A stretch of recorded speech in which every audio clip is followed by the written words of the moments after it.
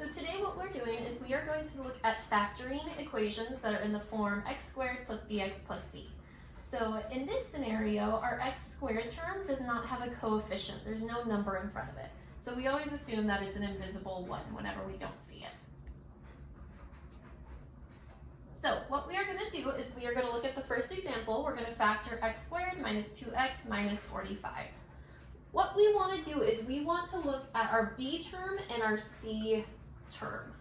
So in this case, remember our b is always the number, the coefficient in front of the x term, so this would be our b. And our c term is always the number that's in front, or the number that's at the very end, right?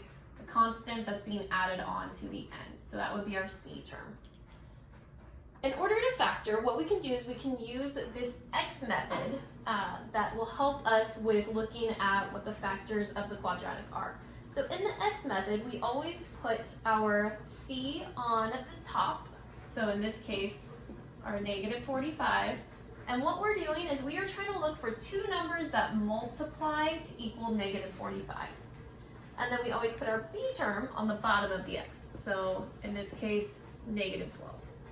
And what we're looking for here is we are looking for two numbers that add to be negative 12. So our first step is we want to just look at what are some of the factors of our c. So we're looking for what two numbers multiply to equal negative 45. So we know that we can multiply 1 times, say, negative 45, right? Or we can do the opposite of that, negative 1 times positive 45.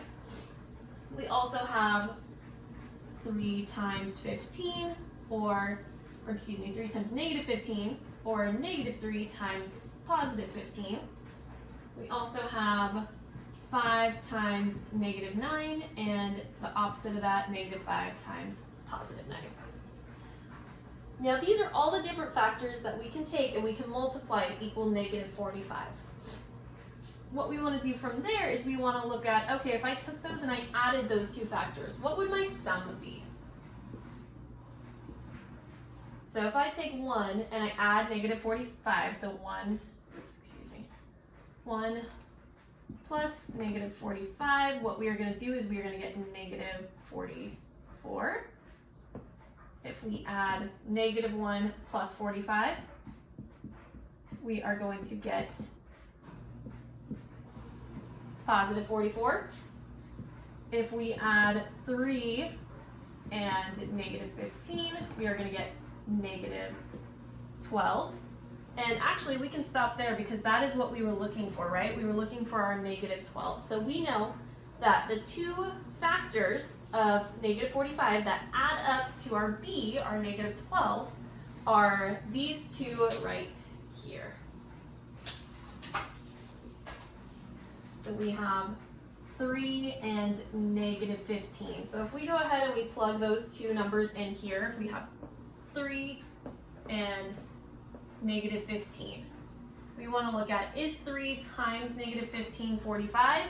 Yes, it is. And is 3 plus negative 15 negative 12? Yes, it is. So we know that those are our two factors.